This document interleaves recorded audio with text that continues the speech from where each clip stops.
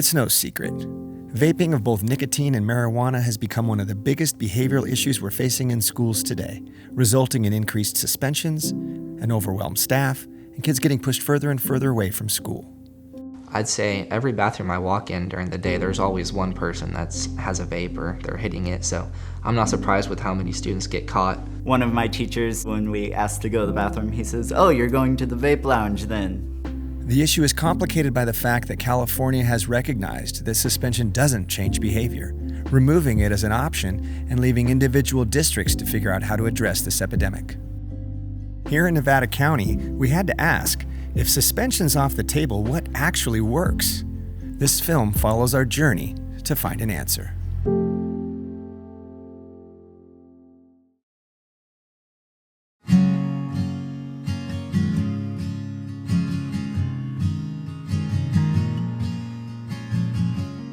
Nevada County is situated about an hour north of Sacramento, and we are about an hour and a half from Reno, about an hour from Lake Tahoe. There are a lot of great things about this area. It's very beautiful. It's former mining town. So there's a lot of history from the gold rush and that sort of thing. There's pine trees and rivers, and we get all 4 seasons, which is really nice. We are a rural community, so there's not a lot of industry here, which is also reflected in the student demographic. When we moved here from San Francisco and Santa Barbara and like some of the communities we've lived in, it was a huge contrast, like not having cultural diversity and, the socioeconomics. We see students coming to school who, clearly are coming from solid financial backgrounds, but we also see students who you can tell, that their families are really struggling financially. I would say one of the largest employers would be the school systems, fire, police, those types of careers. We also have a really large percentage of people who grow marijuana for a living. That is definitely really prevalent as well. And following COVID, I'm sure we have a lot of people who also work remotely. My passion has always been really working with teenagers, especially helping teenagers navigate through the teen years. I myself had kind of a challenging time when I was a teenager, and so I think that kind of is where it stems from. I've taught date rape prevention, I have taught sex ed, I have taught cyber safety, working with teenagers and trying to support them so that they, make it out of being teenagers safe and well and on a path that they want to be on. I had heard about a program in Marin County that used restorative practices in their alternative to suspension program, and I was super interested in learning more about that. So I went and visited it and was, blown away by what they were doing there.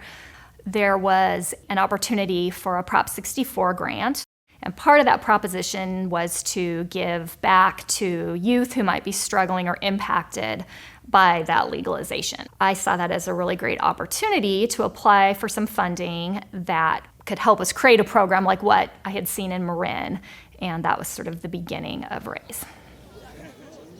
So my name's Steve Hansen, and I'm the Restorative Practices Coordinator for the Nevada Joint Union High School District. This is my 29th year in the district, and I began as an English teacher at Bay River High School, came over to Nevada Union about 20 years later. I was asked to go to a training on restorative practices. And the idea was for me to go and then come back and share that information with the staff. And I went and I was absolutely taken by it. I was just one of those trainings that just really spoke to me. I really felt like it could help students. I thought it could help make teachers' lives better. I just thought it was fantastic. And I found I had a pretty good aptitude for it as well. One of the reasons why restorative practices resonated with me is because I think my success in the classroom is because I really wanted to get to know my students and really understand who they were. And I had heard in the spring that we might have a restorative practices coordinator position in our district. And I got very excited about that because I had a background in restorative practices. I thought I was the right person for the job. I applied for it. I don't think my interview went very well, but I got the job.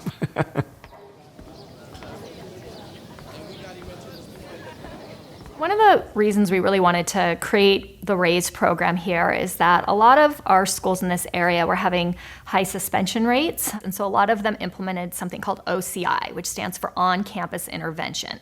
And it's basically like being suspended at school. So they're not in their classrooms, they're not home, but they're in a designated area for the day. A big premise to restorative practices is trying to do things with students as opposed to students. So when we think of traditional punitive discipline, that's almost always doing something to a student. I grew up in the 80s, and in the 80s, everything was punitive. If you did something wrong, you got punished. And I always think of that scene in The Breakfast Club where the character is getting like a Saturday after Saturday after Saturday, which is a very kind of traditional punitive approach. And just like in that movie, a punitive approach does not typically change someone's behavior. Telling that kid he doesn't belong, you're not good enough to be in here. And likely that's some things that he's hearing also in other parts of his life. I haven't, met one student who woke up and wished to not be able to be part of society, be part of their school culture, their school environment, and learn the best that they can. If you just put them in detention or OCI or off-campus suspension, when they don't have that time to reflect and have those conversations, I don't see the behaviors stopping typically. When we're thinking of restorative, we're really thinking about building communities, repairing harm, taking accountability for choices. So restoring relationships back to what they were prior to the choice that was made. That doesn't mean that we have no response and that we're being touchy-feely, and if you hurt somebody or if you're using substances on campus that we say, oh, that's okay, that's all right. That's not what restorative practices are. Restorative practices say that we don't appreciate that behavior, we don't condone that behavior. We're gonna look at how you've harmed other people by that behavior and how you can repair that harm. We want to respond to that by you understanding that your actions have impact on others, that you need to be accountable for the behavior that you have, and we want to support you in how to do those things, how to make things right. I think we should start by checking in on the different schools. Sure, yeah. So once we received the funding is really when all the work began. Very quickly we brought Steve Hansen on board as the restorative practices coordinator, and he and I spent many months really learning about how this program works, what it would look like. And so we started at the continuation high school because it was small. And if we failed, it was going to impact fewer people. There were lots of things we had to figure out, like how quickly can we hold a circle after a student gets in trouble? Because there is some concern about, if a student does something on a Monday and you don't hold a raised circle until Friday, that's a lot of time that's passed. We began by introducing the program to the staff and getting their buy-in. And then we began rolling it out to the students, because one of the things that is such a huge benefit about RAISE is the idea of this student-led circle. We had gone around to the classes and told them about this program that was coming and that we were looking for students to be on the student team, and we told them that there was a small stipend that came with that. And very quickly, that got twisted around on the campus, and students were saying that they were being paid to snitch on each other. And so Steve and I were like, okay, that was not the desired outcome of sharing that information. So we whittled it down to a core of about 12 to 14 students that were really on board and really understood it. And what we did after that was we practiced and practiced and practiced. We trained the students for many months, and Steve and I would joke, we would hold a student training and we'd say, I think after this one, they're gonna be ready to go. And then we'd look at each other and say, not ready yet. And we were nervous when our first student came through, but the students, as they almost always do, is they rise to the occasion and blow you away with what they're capable of doing. And by the end of the school year, students would come in to the assistant principal and he would start describing RAISE and say, yeah, I know what that is. That's what I want to do.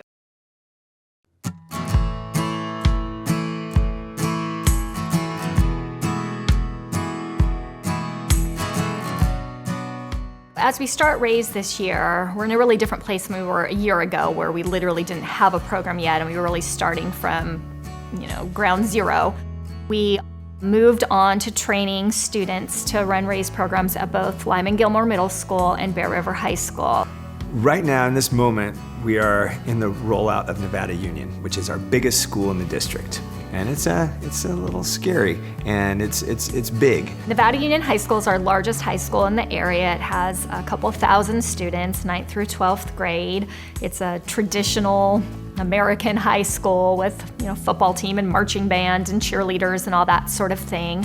One worry we have is what kind of impact we'll be able to make on such a large campus, given how many students we can see each week.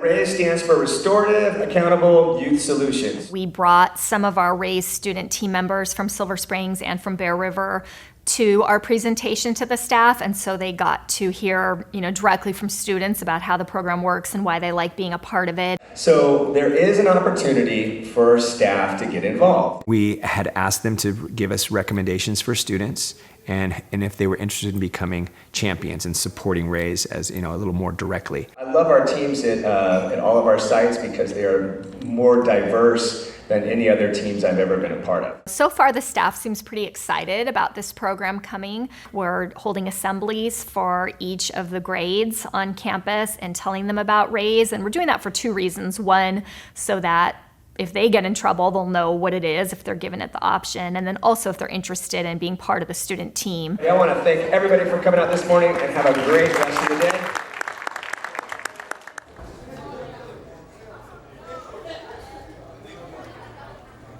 I'm Joseph, and I'm a sophomore here at NU, and I'm an art student and a drama kid.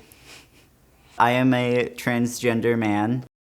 I'm located in the little town of Washington, which is about 30 minutes out of town. I live with both my parents, and we live in a little one-bedroom cabin out in the woods.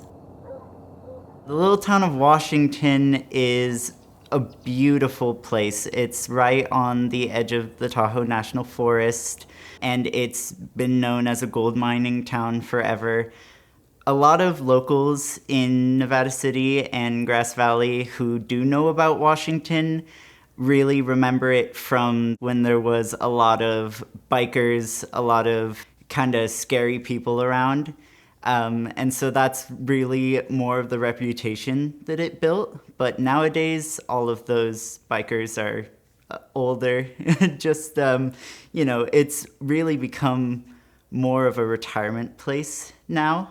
Like many of the students at Nevada Union, Joey lives pretty far out of town. He actually doesn't even have cell reception when he's at home. I love talking to people, honestly. And I really craved more human connection, and so I was really excited to come to NU. When we're recruiting for our RAISE student teams, oftentimes we get recommendations from teachers or counselors on campus about who they think might be good. And we tell them that we're not looking for necessarily the students that join everything, that is the honor roll student and participates in just every club. We are looking for students who have the ability to be empathetic to their classmates, who want to help, who want to support, and perhaps have gone through challenging things themselves. One of the really beautiful parts of our program is that the students who are supporting someone going through, they really feel what they're saying, and they connect to what they're saying, and they can relate to what they're saying. And if it was a circle made up exclusively of honor roll students who had never gotten into trouble or made choices that maybe they wish they hadn't, I don't think the program would work as well. Could you go a little more into that for me? Growing up here, it's a really small, tight-knit community. It's a very country town, I guess you could call it. I mean, I went to grade school in Ready Springs, and going there, I think I had 15 kids in my graduating class. When I transferred to Nevada Union, it was a culture shock kind of, which is crazy to me because it's maybe 15, 20-minute drive away from where my grade school was. You don't realize how big of separate worlds they are. I went into freshman year and I made friends with all the wrong people.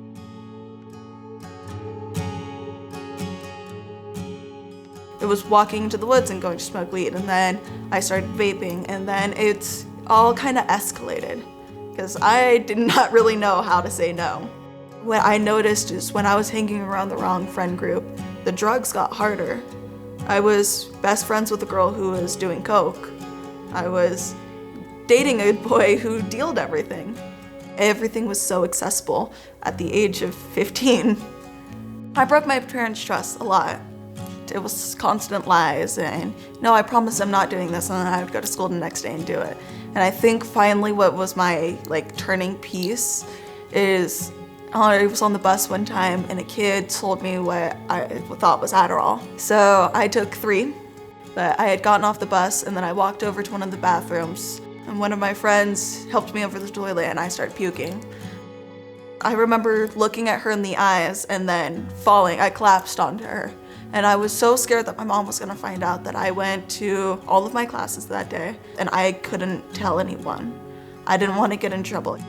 And it had come out later that that boy is the same boy who had dealt multiple drugs that were used to sedate girls, and then he would follow them around the school. It was one of the scariest moments of my life.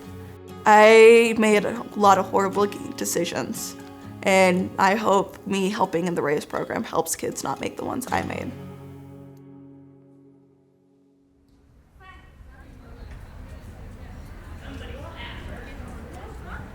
The offenses for RAISE are typically vaping, marijuana use, alcohol use, being truant from class too often, disrupting a classroom setting. The student is not going to be offered RAISE for a big-time suspendable offense, bringing a weapon to campus, threatening the life or safety of someone on campus. Those are much bigger than what we want to tackle. If a student does something on campus that's against a school rule, they get sent to the principal's office or assistant principal's office.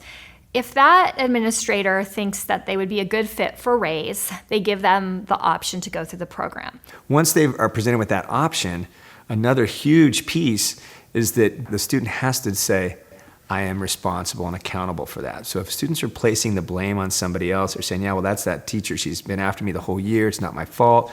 If they are refusing to acknowledge responsibility, it wasn't even my weed, something like that, we can't take them, because there's no way you can repair harm if you don't think you've done any harm. So at that point, when those criteria are met, their circle would be scheduled. So when a student comes into the circle, there'll be about 5 to 7 students that are in that circle that are very welcoming, and the student will sit down. So they have a script that one person is chosen to facilitate, and they go through the script, and the script has a bunch of agreements right in the beginning, and they ask the student in these agreements, have you chosen to be here? Do you take accountability? And then there are some questions around confidentiality, because that is huge. Our whole program is based on the idea that the students will keep the information confidential, because oftentimes students are sharing really personal things.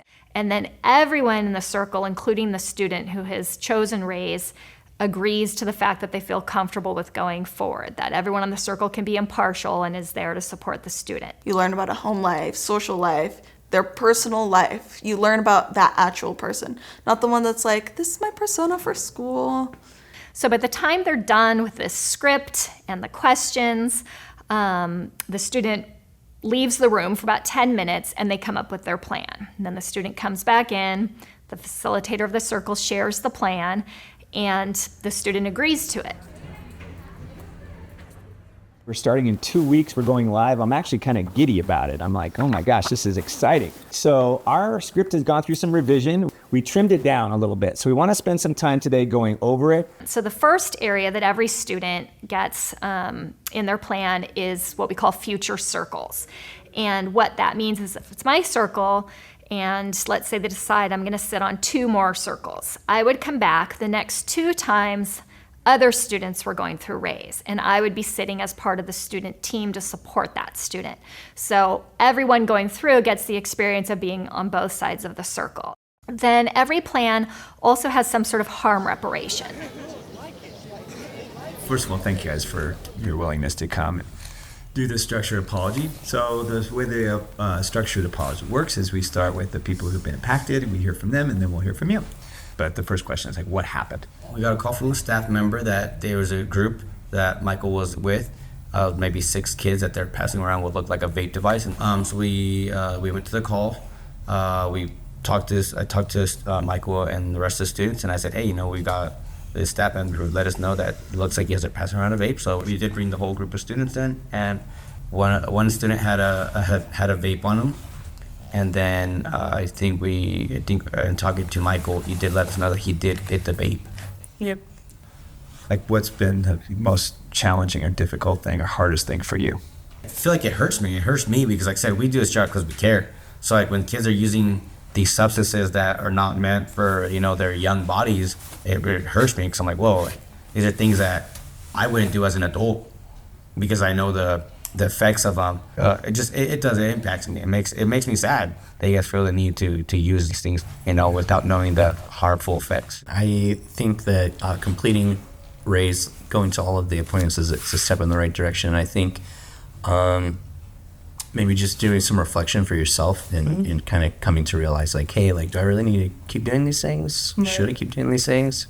And I hope that if Raise was able to help you answer some of those questions, I really do, because I want to see you succeed, man. The ninth grade is a tough time, and high school is a tough time, but you don't have to make it any harder, right? So maybe you could kind of talk about it from your point of view when I asked that question about what happened. Okay. Well, we were sitting in the theater and passing around a vape device. Inside the theater? Yeah, inside the theater. Okay. And I look behind, and I see Omar, and he asks who has it, and I knew who had it, but, I didn't want to throw him under the bus right then and there. I don't know. I felt scared and nervous because I knew what was going to happen already. Okay. Now that there's been a few weeks have gone by, and now you can look back on it, and now it's not such a huge thing. Right. It's serious, but it's not as big as it was when it was happening. What have you thought about since, like, in that time? Well, since I've thought about it, and it was definitely not the right decision to make. It's something I regret doing for sure. What do you think needs to happen in order to make things right? Well, here's one of the first steps, the apology. I did make an art piece for the office, and overall just stop hanging out with the same bad crowd, Have you had any movement on that? It's not easy to switch? I have. I stopped hanging out with a lot of the same people that would get me into trouble. It seems like it's making a difference according to these guys. Absolutely. Yeah. Did you say you did want to make an apology to these guys? I did. I'm sorry I had to take your guys' day away getting searched and making bad decisions, I feel bad for it. I'm glad I got to apologize because it would have just been weighing down on me until I did. And I gave him an art piece that I made in class. This is a quote from one of my favorite songs. It's Every Never Is Now, which means basically you can't change what's happening as you go, but you can make your future better for yourself if you try.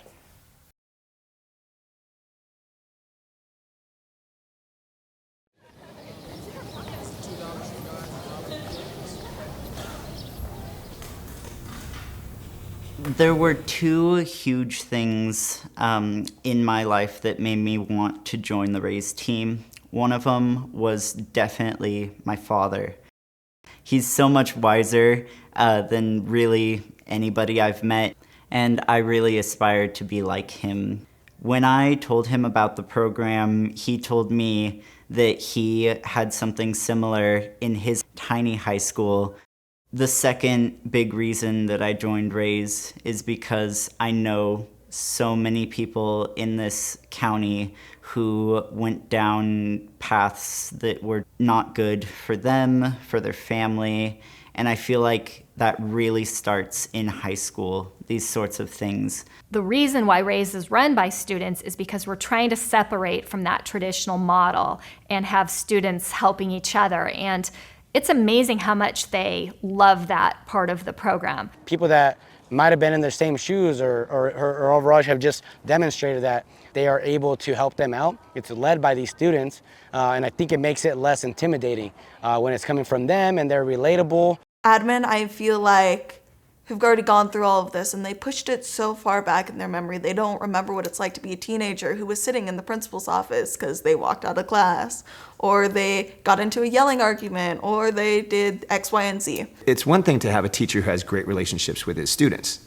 That's great, and that's wonderful for teachers and students. But you also have students who have relationships with other students. It doesn't mean everybody's friends and we're all just in kumbaya and we all hold hands and we're, but understanding that, wow, I have that same kind of thing going on in my family too. We may not be the exact same personality, copy and pasted, but you still have help from a diverse community. Set, go! I'm Dustin Philpott. I attend Nevada Union High School. I play football. I'm the quarterback. I love sports. I love being active. Football's the greatest sport of all time, and if I can be a part of it, then that's just great for me. Dustin came into the program about a month into us running actual circles at Nevada Union. He came in as what we call an intern. The way that we do it with interns is usually we have them watch a few circles and not really participate a whole lot. And I remember after the first circle, he was really good at listening to what the student was saying and following up with questions that were sensitive, but also helped us learn more about that student. And so really after 1 or 2 circles, he was able to participate fully.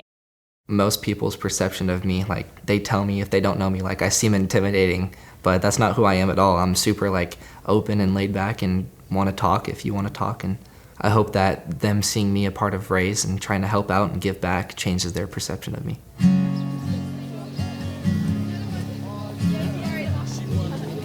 My name's Ajra, I'm 16, I go to NU, I am currently a freshman. Before I went to Nevada Union, I went to an art school called NCSA, so coming to NU was definitely a big change. It took some time getting used to it.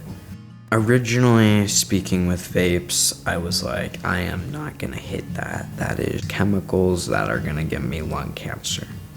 And then eventually I had a friend that got one. I was like, well, why not? Just sitting here doing nothing. It did feel nice, as it was like a relaxing stimulant, which doesn't make sense, but it does. Towards the start of high school, there was just like more vapes around and there was more people doing it. At NU, they have a thing called like breaking down the walls. And I was in that program when I went to the bathroom following one of my friends that I knew had a nicotine diffuser on them.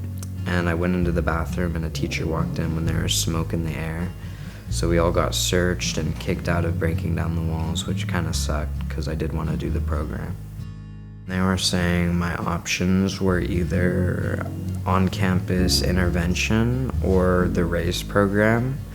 And I know what OCI is. I've done it before and I know that it's kind of like a waste of time. It's hard to get work done. So I definitely wanted to try something new that could have like positive benefits to me, like RAISE. I feel like other students make you feel like kind of more accepted and more like comfortable than opposed to just sitting next to a principal or like some adult.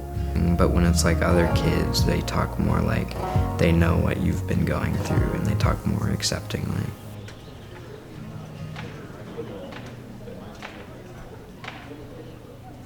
Every student who comes through RAISE with some sort of substance use infraction takes this class.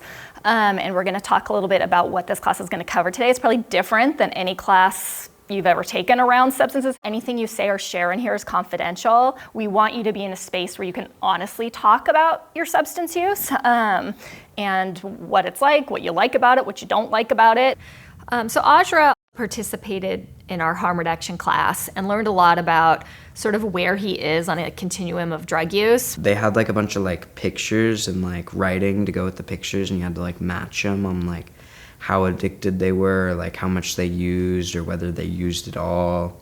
And part of it was also like categorizing yourself in one of those areas, and it really made me realize like how out of control things have kind of gotten. So I want you to think about this continuum, and I want you to think about where you think you fall currently on this continuum. Well, when I'm sober, I definitely don't feel that sober, so I'm gonna go with physical dependence. Me too. Okay, so you feel like you're physically dependent on weed. Well, it's because I kind of feel like when I'm not smoking, I'm like detoxing is what Okay, I feel like. so that would absolutely, I agree, fall under physical dependence. Do you like being on that part of the continuum? One of the misperceptions out there is that THC is not addictive, and that is absolutely not the case. We can and do become addicted to THC.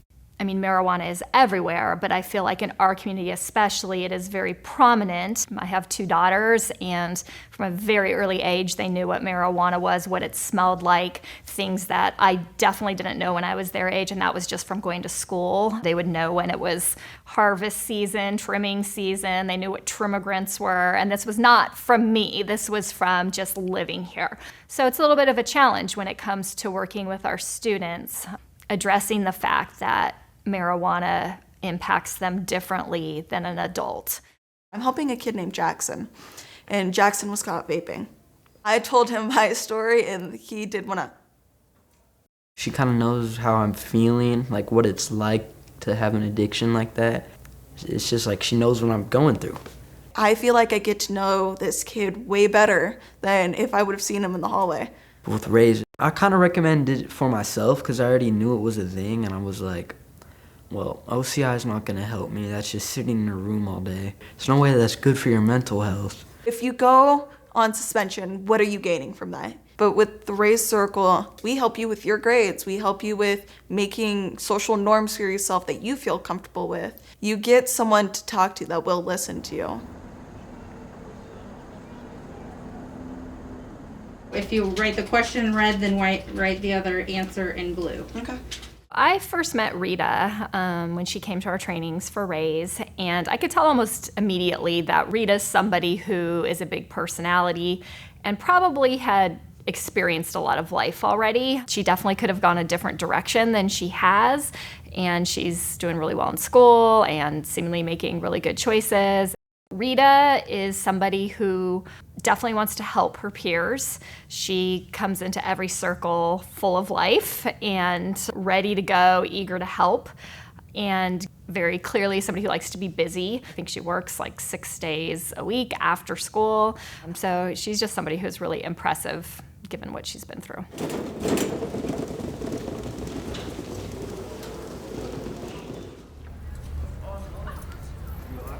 I'm gonna say oh on, and then right as I say on, you start playing. So I go ho on is when you start playing. Ready? 1, 2, 3. Ho on. With Audra's plan, he is such a talented musician that he worked with his student supporter to come up with a musical accompaniment for the school's alma mater, and they're going to use it to teach the senior class how to sing the alma mater for graduation. So Nevada Union High is E flat twice. All right, my bad. Union High. I felt like it was just one way to kind of like meet new people and work on things as well as representing the school at the same time. Just, you know, have some enjoyment because music's fun and playing all the chords and stuff while Devin was singing. He's a cool dude. I like him. I like his energy, his vibe, and bet we could make some beautiful music together. Nice job, babe. All right, so that is the alma mater.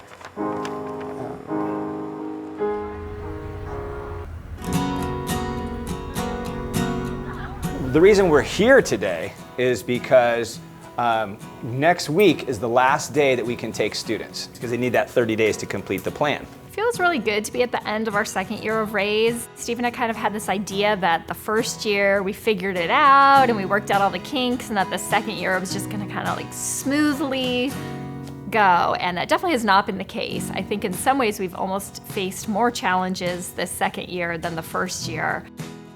You can't overtrain them. Every circle is different, and so things come up and that we learn from pretty much every time we have a circle.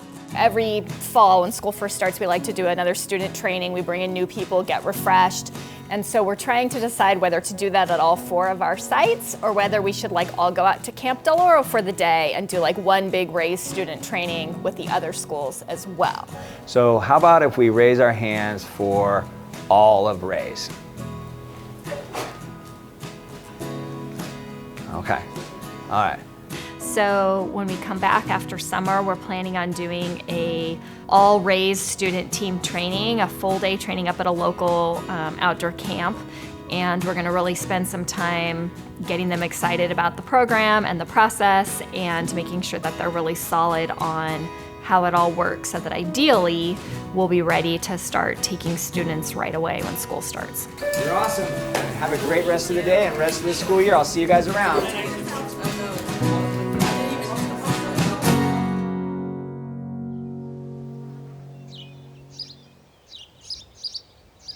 We are at Camp Del Oro, and we are having our beginning of the year just like training day with everyone from all the different schools. This is a new thing. We've never done this before. We're taking all of the Raise teams from all of our different sites across the city and bringing them all together for kind of a training day.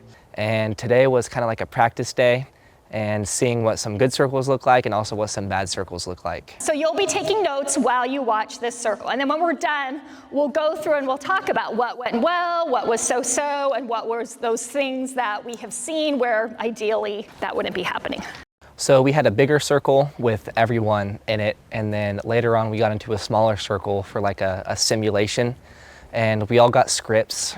Mine was I had to cuss during it, and I had to laugh whenever he was describing what he got in trouble for. I get along pretty well with my dad. I don't get along so well with my stepmom or my stepsister. That's f***ed up. It was kind of uncomfortable. I felt like I made the other kids in the circle uncomfortable, and they kind of broke character too. That was so funny. That was really hard. I tried to keep myself from laughing, but Everything that Adam was doing, like being on script, saying thank you, he was really articulate. I really enjoyed getting to talk to kids from other schools mostly, people that I didn't know at all, and really just getting to know how they do Raise maybe a little bit differently than how we do. Just getting to meet the different people and learning like their tips and tricks and the way that their school kind of does things. And it really is like, it's just amazing to meet all the different people and like be able to take those things home. I found out about Raise when I was actually caught doing something I wasn't supposed to be doing. And I went there and I felt connected and not like turned away. So after I did it, I went up to the library ladies and I was like, hey, could you talk to Steve and maybe get me in this? Because I really want to help other kids.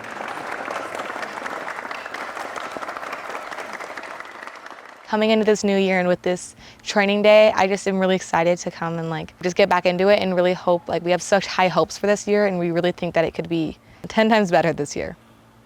I hope that we can help more kids, come out of their shell, figure out what they did is wrong and come to like terms with it and maybe move aside from what they did and be a better person.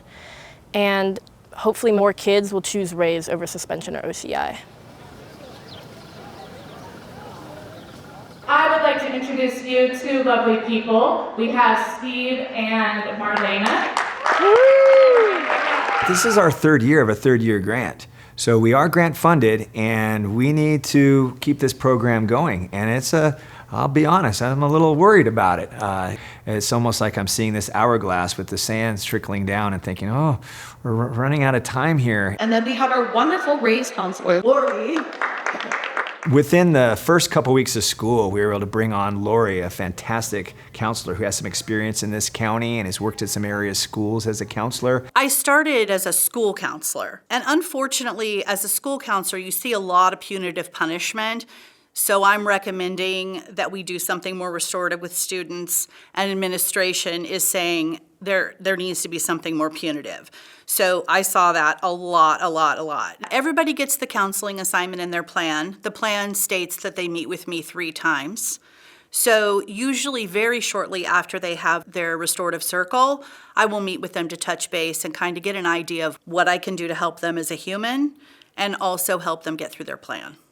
We knew that piece was just vital, and we got very lucky with Lori. Have a great rest of the day, freshman football. Go Miners.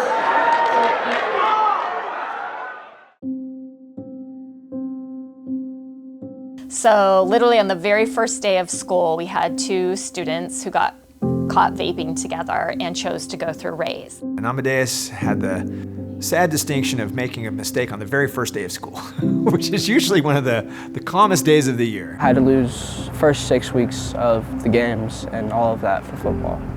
And I realized that it's a team sport, and if I'm not there, then the team isn't going to perform how it would if I was there. And so it definitely impacted me, it definitely impacted the team. When you go through Rays, you're given a student supporter. Mine was Dustin Philpott. He's the varsity quarterback.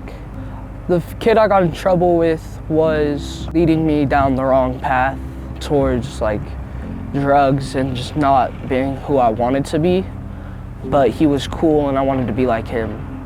But when I started hanging out with Dustin more, it really helped me because he was a football player. He knew what it's like, and so he helped me through it and just convinced me that it wasn't worth it.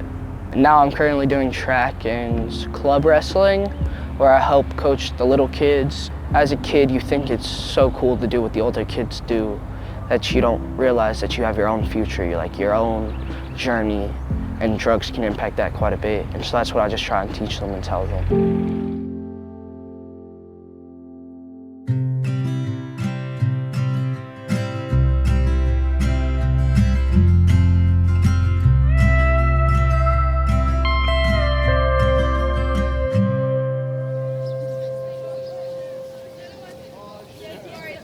I just wanted to, I guess, dedicate some time to a brief check-in. We are just extraordinarily busy. We have referrals coming in sort of a constant stream, which is great. I mean, that's what we want. It takes a lot of work trying to coordinate everything with the schools, and I know the relationships that you've established with the site admin and the site staff are very, very valuable. This is like our therapy. Every time we have our evaluation meeting, it gives us a minute to like breathe. So as we had discussed, we're planning on conducting those interviews with the staff and a select number of students. Marlon and Steve, you had mentioned that you had some potential candidates in mind. So probably picking some students close to when you would be interviewing them would be most ideal. It's going to be completely up to you. So again, thank you for all your help and support. All right. Well, it's great to see you both. Yeah, I guess take we care, won't guys. talk to you till next year. Yeah. So have wonderful holidays, and we'll talk soon. Okay, bye.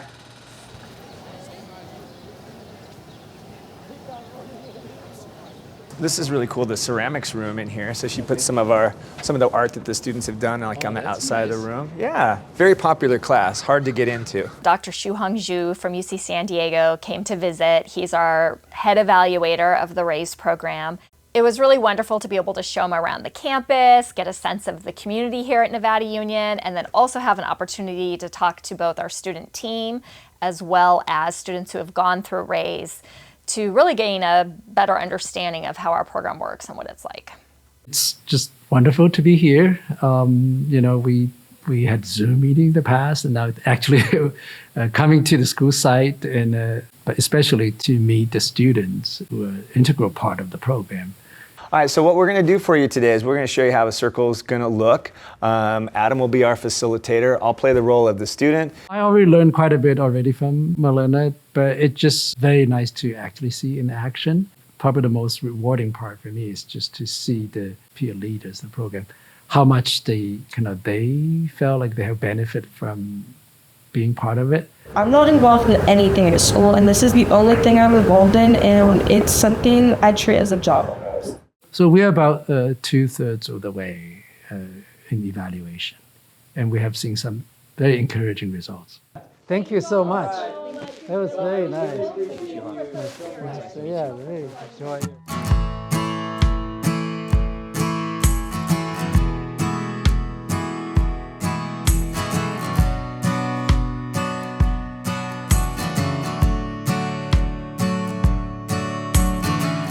Boogie boarding, Pismo. That was so much fun. Yeah. I definitely feel like I'm lucky having a good family and supportive family. My family has helped me throughout my whole life. Like, they've been super supportive and loving of me ever since I was a little kid, like a little baby. And they've taught me just do good and it'll come back to you.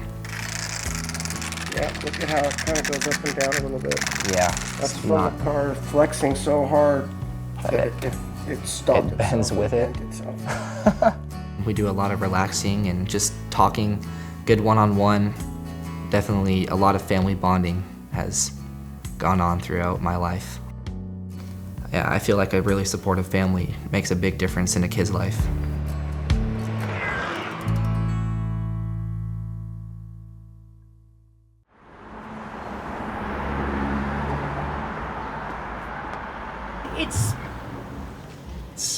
important for us to engage intergenerationally right now.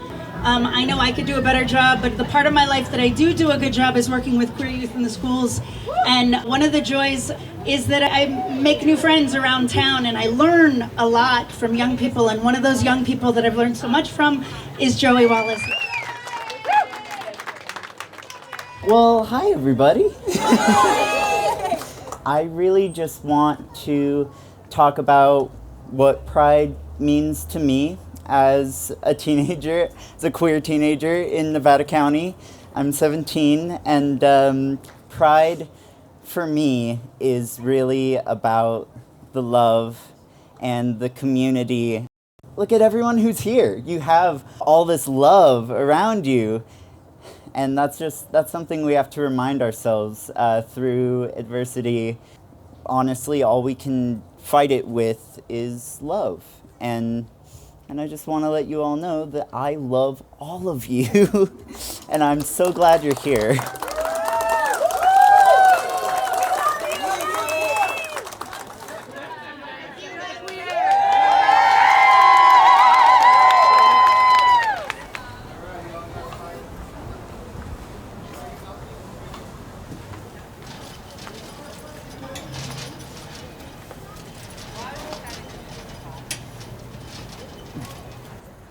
It's a good picture.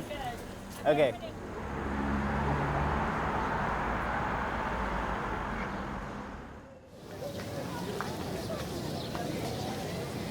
So when we first got funded to create Raise, we knew that it was a limited amount of funding. We received a grant, and this year that has definitely been looming over us as we've approached, the beginning, middle, and end of our third year of funding. As the deadline, if you will, approached, it started to get real, like, well, what are we going to be able to do? We've done a lot. How can we continue this work? We can't continue it without funding.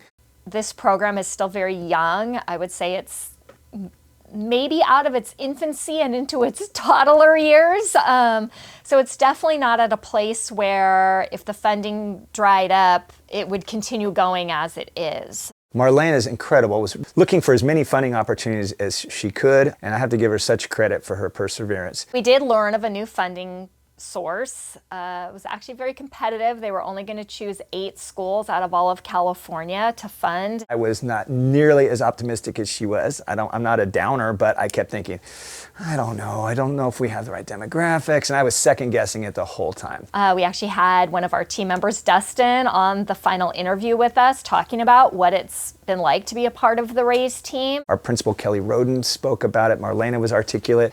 And I was still thinking, that was good, but I don't know if we're gonna, So I didn't let myself get too excited about it. And we did recently learn that we have in fact been chosen as one of those 8 schools. I couldn't believe it. I think I sat for a few minutes and looked at the phone when she said, we got the grant.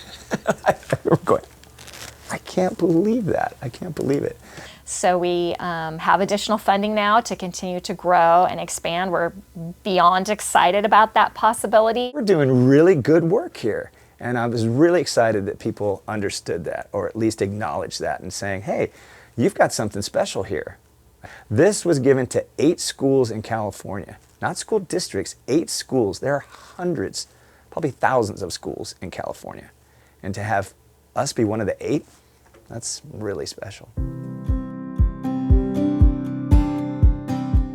When I originally had the idea to create a documentary about Raise, the reason I wanted to do it was I wanted to show the impact that a program like this has on the students going through. And I wanted to hear their stories, I wanted to hear about their lives and kind of what their lives were like before, during, and after Raise. What I think we didn't realize was how important Raise was and is to the students who are part of the team.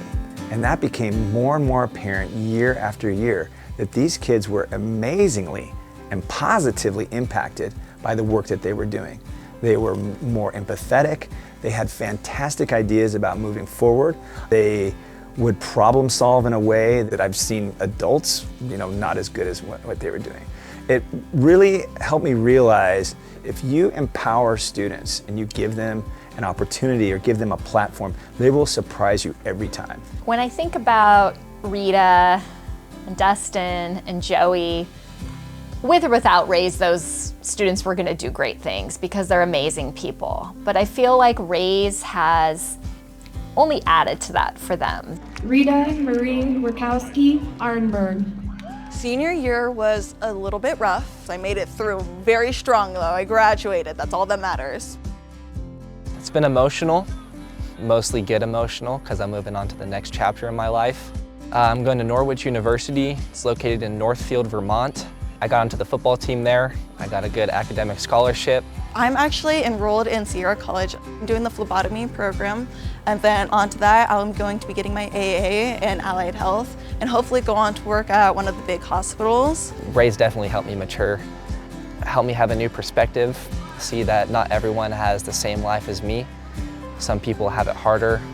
I know that Dustin is looking to get into law enforcement. I think an open-minded police officer is the kind of person I want protecting me, and I think Dustin's going to be a fantastic police officer.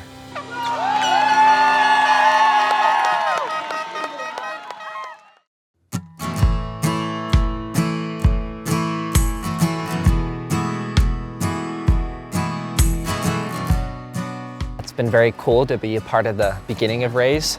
I'm really looking forward to see how it expands throughout California and different schools and how it affects a whole bunch of different students' lives.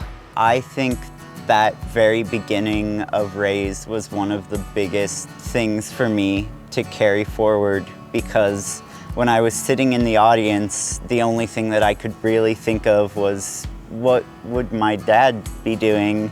The Raise Circle when I first started was about that big, maybe 10 people. And when I got to go to the Raise room for our last meeting and I got to see this big circle of all these people that I knew like the back of my hand, it was amazing. I underestimated the impact students can have on each other's lives. There have just been so many times where we've been trying to figure out how to best support a student, and we turn to our team and they have ideas I would have never thought of.